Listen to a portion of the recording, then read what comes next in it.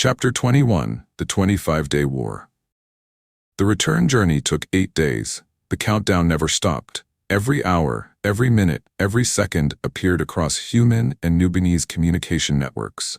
It interrupted entertainment broadcasts, military reports, religious services, emergency channels, school lessons, private messages. No government could erase it. No firewall could block it. No power outage silenced it. Even analog clocks began displaying the numbers. 17 days, 9 hours, 31 minutes. The Shroud had turned time itself into a weapon. Daniel watched the countdown from the Joint Command Chamber as the Resolve and Solora approached Earth. The blue planet filled the forward display. Beautiful. Fragile. Surrounded by ships, thousands of them. Human warships formed defensive rings around the moon. Nubinese cruisers waited farther out, their silver hulls reflecting sunlight. Neither fleet faced the incoming Shroud. They faced each other. Daniel stared at the tactical display. "Tell me that formation is ceremonial." Captain Ward stood beside him. "It is not." "Who moved first?" "The human defense fleet entered high alert after the ultimatum. And the Nubinese?" "They responded. So neither side technically threatened the other. No. They merely aimed enough weapons to destroy 2 planets. Essentially." Daniel rubbed his forehead. "Diplomacy is going well." Ny'Kara entered the chamber. She had recovered physically from the archive, but a new silver marking remained beneath the skin near her temple. A fragment of her father's echo. Nubinese physicians could not explain it. Every scan showed the marking contained no foreign object. Only memory. She looked toward the fleet display. Aurelis is worse. How much worse? 7 provincial commanders have refused the High Council's ceasefire orders. Dominion? 3 openly? And the others? Fear. Daniel nodded. Fear did not need a uniform. It recruited itself. Aaron sat near the medical station under Captain Okafor's watch. He could walk now, though slowly. The black lines beneath his skin had faded from his face, but remained visible along his neck and hands. Sometimes they moved when he slept. Sometimes nearby systems reacted to his presence. No one yet knew how much of the Shroud remained inside him. Aaron studied the fleets. "They're doing exactly what it wants." Ny'Kara looked toward him. "Preparing to defend themselves?" "Preparing to defend themselves from each other." He pointed toward the Shroud countdown. The ultimatum didn't say humans must destroy the Nubinese. It didn't need to. Daniel watched another group of human ships alter formation. Weapons locked onto the outer Nubinese line. A Nubinese cruiser responded by raising shields. The human fleet interpreted the shield as preparation for attack. Additional targeting systems activated. A perfect chain. Fear producing evidence for itself. Ny'Kara stepped toward the communications console. "Open a channel to both fleets." Captain Ward shook his head. "They're refusing cross-species communications." "Then use the memory vessel frequency. The vessel is still on Earth. It does not require proximity." Daniel looked at her. "You can contact it from here?" "I believe so. That sounds uncertain." "It is. That phrase continues to worry me." Ny'Kara placed both hands on the Nubinese interface. Silver light spread beneath her fingers. The markings along her arms awakened. Across the chamber, human screens flickered. The memory vessel aboard the Meridian Dawn answered. Golden light filled the room. Daniel felt the familiar pressure behind his eyes. Not a full connection. A door opening slightly. Ny'Kara spoke. "To every human and Nubinese vessel in Earth orbit." Her voice transmitted through military channels that had been closed seconds earlier. "Lower your weapons." No response. A human admiral appeared on the main display. Admiral Naomi Chen. Daniel recognized the name. Marcus Chen's fictional uncle from when they would have amused him, but in this reality she was very real, very tired, and visibly angry. "Commander Saren, your fleet entered Earth defense space without authorization." A Nubinese commander appeared beside her. "Fleet Lord Terran Sol. Human weapons locked onto our vessels before we crossed the lunar boundary." Chen answered. "Because your ships changed formation. To intercept a Shroud signal, you did not communicate that. Your channels were closed, because your intelligence systems were compromised." Daniel stepped into view. And now both of you have a complete explanation for why the other side is responsible. The Admiral frowned. Mercer, this is a military matter. That is why it is getting worse. Captain Ward coughed. Possibly to hide a laugh? Daniel continued.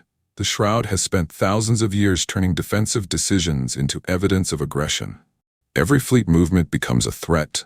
Every shield becomes preparation. Every attempt to survive becomes justification for the other side to fire first. Fleet Lord Sol's expression hardened. And what would you have us do? Something unpredictable. Admiral Chen stared at him. Meaning? Daniel looked toward Ny'Kara. She understood. Both spoke together. Turn your weapons away from each other. Silence. The Admiral's expression became incredulous. Toward what? Daniel pointed toward the outer solar system, the actual enemy. Fleet Lord Sol shook his head. We have no confirmed Shroud fleet location. Then point them into empty space. Chen leaned closer to her camera. You want the defense of Earth to expose itself? No, I want both sides to choose vulnerability at the same time. That is not strategy. Ny'Kara answered. It is trust. The Admiral looked disgusted. Trust does not stop weapons. No, Ny'Kara said, people do. The countdown continued. 17 days, 9 hours, 24 minutes. On the tactical display, neither fleet moved. Then Aaron stood. Captain Okafor tried to stop him. He raised one hand. I need the channel. Daniel looked toward him. Are you sure? No. Aaron stepped beside Ny'Kara. The black markings beneath his skin brightened. Every display in both fleets changed. The tactical maps disappeared. In their place appeared a memory. Aaron's memory. The battle near Neptune. Human fighters pursuing a false signal. The Shroud vessel opening. Pilot communications altered. Human targeting data showing Nubinese attackers that were not there. The memory shifted. A Nubinese patrol in another system receiving false warnings about human bombers. Both incidents occurred at the same time. Both sides were manipulated into reporting attacks by the other.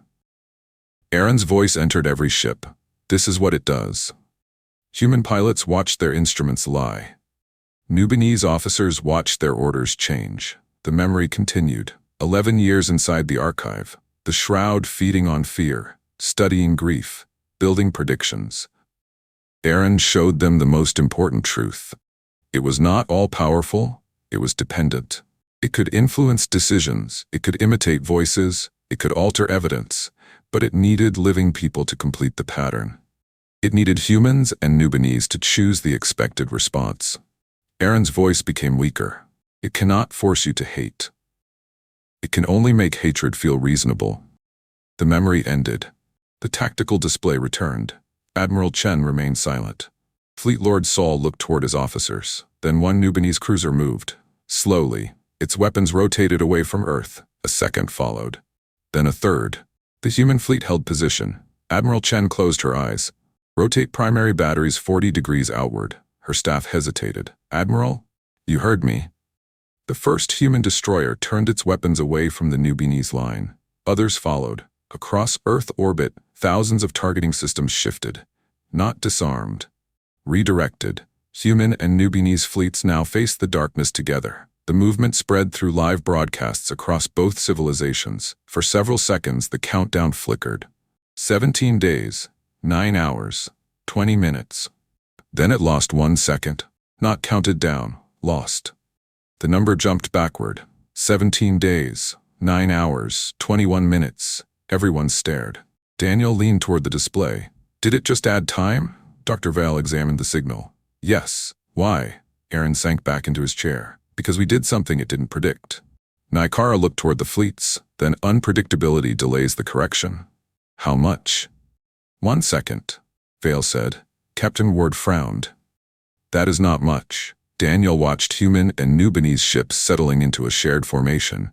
No, but it proves the clock can be changed. Earth greeted them with celebration and riots. Both began before the ships entered orbit. Supporters of the ceasefire gathered in cities across the planet. They projected images of the fleets turning together. Children painted human and Nubinese symbols on sidewalks. Churches, temples, mosques, synagogues, and secular community halls opened their doors for public meetings. The phrase 1 second for the future appeared across buildings. Opponents responded with equal force. Humanity Ascendant declared the fleet maneuver an alien occupation. Several planetary governors demanded Daniel and Ny'Kara be detained. Military officers accused Admiral Chen of treason. A bombing destroyed a joint medical clinic in South America. Nubinese healers and human patients died together. On Aurelis, Dominion sympathizers attacked a memorial dedicated to ceasefire casualties. The violence spread. The closer peace came, the more urgently some people tried to kill it. The Resolve docked at the orbital station Concord. The station had been built during the war as a military command platform. Now it served as provisional headquarters for the Boundary Commission. Daniel looked through the docking bay window. President Marlowe waited with a large delegation. High Elder Sareth appeared by holographic projection from Aurelis. Human security filled one side of the bay. Nubinese guards filled the other. Margaret Mercer stood between them. Daniel forgot the president. His mother saw Aaron through the window. Her hands rose to her mouth. Aaron stopped walking. For 11 years, he had imagined home. The archive had recreated it, distorted it, used it against him. Now the real woman stood less than 30 meters away. Older than he remembered. Smaller. Alive. The docking seal opened. Margaret walked forward. Security attempted to stop her. President Marlowe waved them aside. Aaron stepped through the hatch. His legs weakened. Daniel caught his arm. Margaret stopped several paces away. For one terrible moment, none of them moved. She had spent 11 years hoping. Now hope had a face altered by time and imprisonment. Aaron looked at her. Mom. Margaret crossed the distance. She touched his face with both hands. Not trusting sight, not trusting cameras. Touching the lines beneath his skin, the scar near his eyebrow, the shape of his jaw. Aaron began crying. I'm sorry. Margaret pulled him into her arms. No. I couldn't come home. You're home now. I'm not the same. No one is. She held him while hundreds of officials watched in silence. Daniel looked away. Ny'Kara stood beside him. Her eyes shone. Margaret saw Daniel over Aaron's shoulder. She extended one arm. Daniel joined them. For several moments, the three Mercers held one another in the center of the docking bay. 11 years collapsed, not erased, carried. When Margaret finally released them, she turned toward Ny'Kara. You brought both of them back. Ny'Kara lowered her head. We brought one another. Margaret studied her, then hugged her too. Ny'Kara accepted without freezing this time. Daniel noticed, so did Aaron. He gave Daniel a tired smile. Daniel ignored it. President Marlowe approached when the reunion had become sufficiently private to survive public attention. Mr. Mercer. Daniel shook her hand. Madam President. Commander Saren. Ny'Kara bowed. Marlowe looked toward Aaron. Captain Mercer. Aaron's expression changed. He had not heard the rank in 11 years. You have my gratitude. I would prefer answers. So would we all. The president's face became grim. We have a problem. Daniel looked around at the military station. Only one? The coalition assembly meets in 3 hours. To discuss the ultimatum? To vote on it.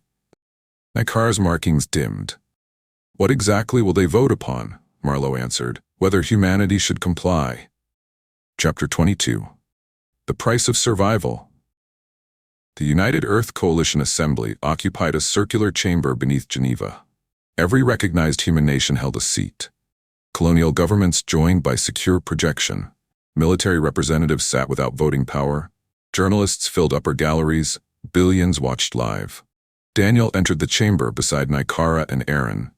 A roar rose from the galleries, half applause, half condemnation. Peace, traitors.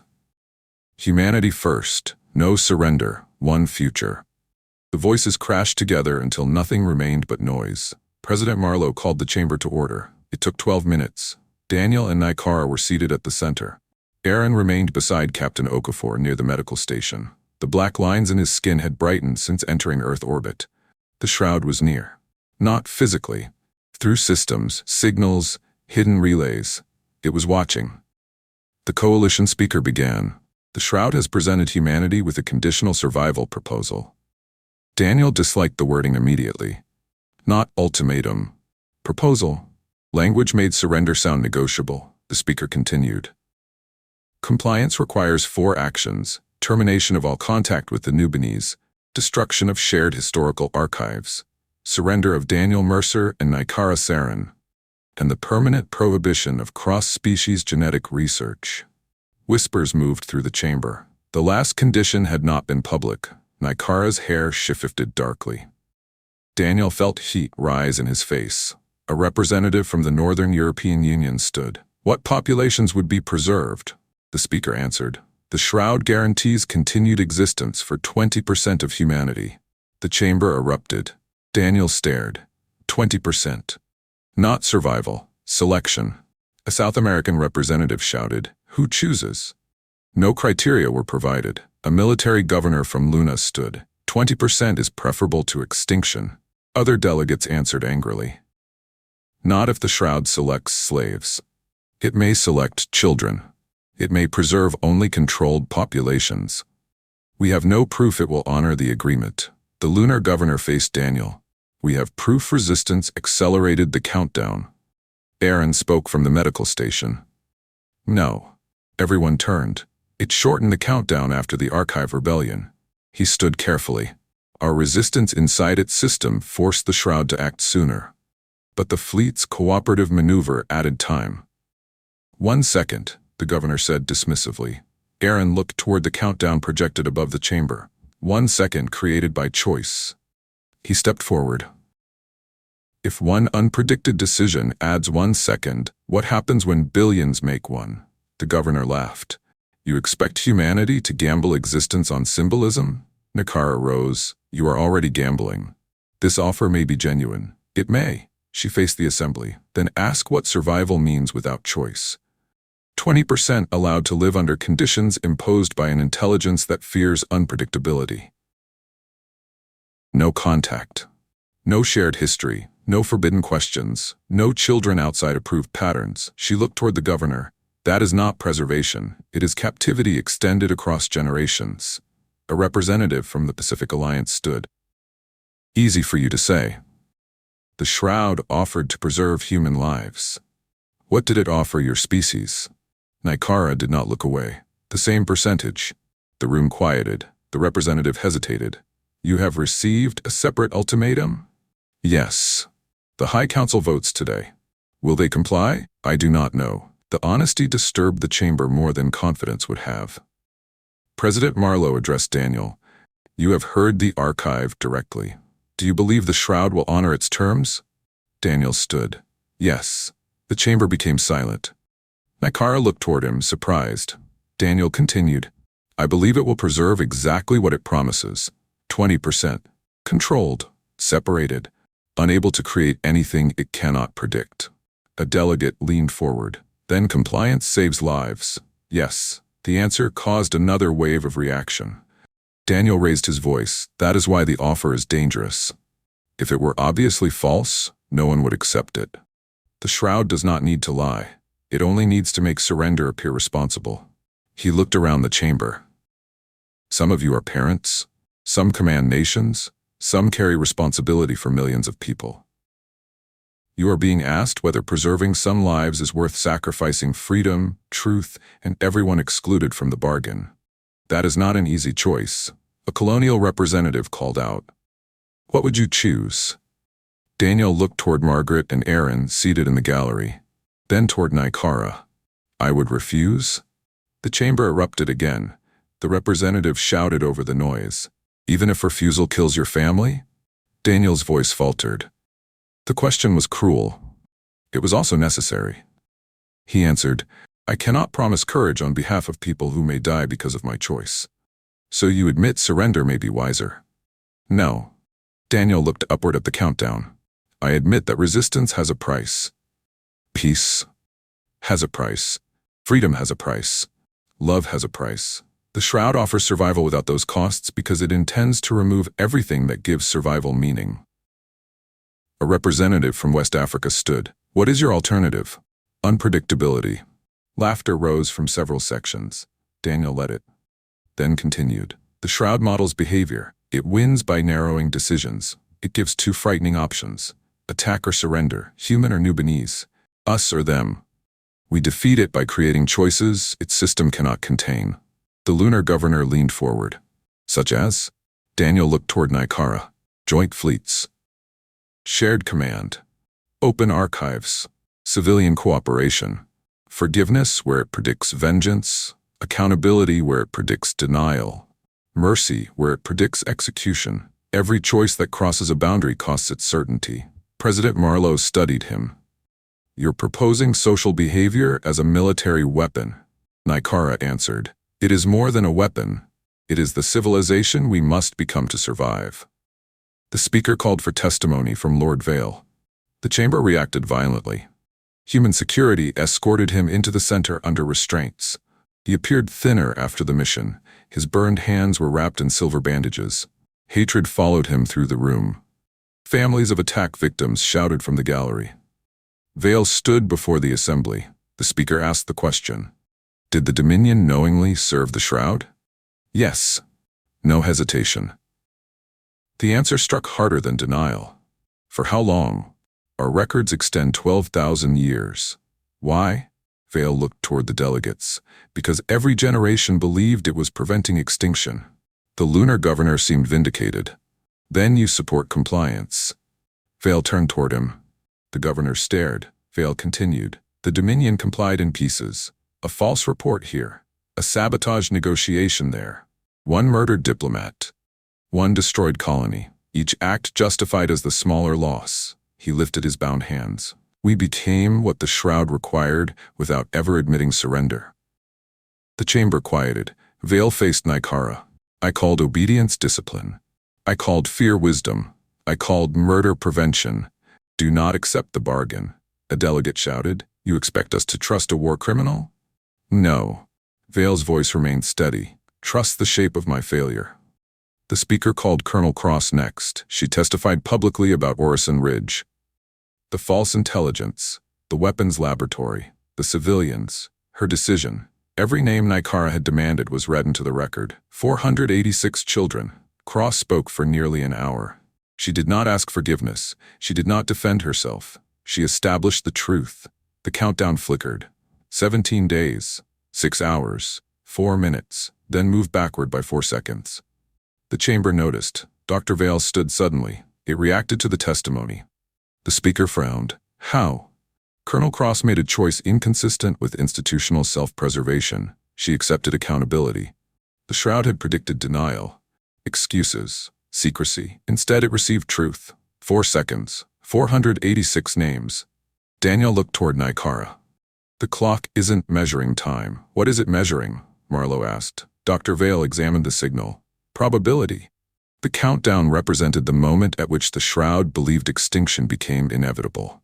Every predicted action brought the moment closer. Every unpredicted choice pushed it away. Not by symbolic value, by computational disruption. The assembly changed. The debate was no longer whether resistance was possible. It was how much uncertainty two civilizations could create. The vote began. Delegates cast decisions one by one: comply, refuse, abstain. The numbers shifted constantly. Daniel watched the display. The margin remained narrow.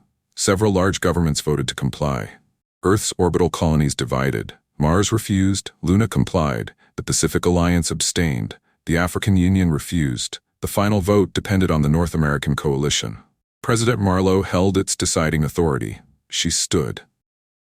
I have spent my life believing leadership meant reducing uncertainty. She looked toward the countdown. Today, uncertainty may be our greatest defense. She cast the vote. Refuse. The assembly rejected the Shroud's terms by 11 votes. The chamber erupted. Celebration, anger, fear. Security rushed toward several delegates as fights began in the galleries. The countdown changed. 17 days, 5 hours, 52 minutes, then jumped backward. 18 days, 9 hours. Daniel stared. 1 day added, not victory. Time. President Marlowe turned toward him. We bought 28 hours. Ny'Kara looked at the divided chamber. At the cost of deepening political fracture. The lunar governor left with his delegation. Several colonies disconnected from the coalition network. Humanity had refused surrender. Humanity had not remained united. Both truths mattered. A transmission from Aurelis appeared. High Elder Sareth stood before the Nubinese council. The vote there had also concluded. The Nubinese rejected compliance by a margin of 1. The countdown added another 17 hours. Across 2 worlds, people began to understand. The Shroud could be delayed, perhaps defeated. Not solely through weapons, through decisions. But the enemy understood too. The public countdown vanished. For the first time since the ultimatum, every clock returned to normal.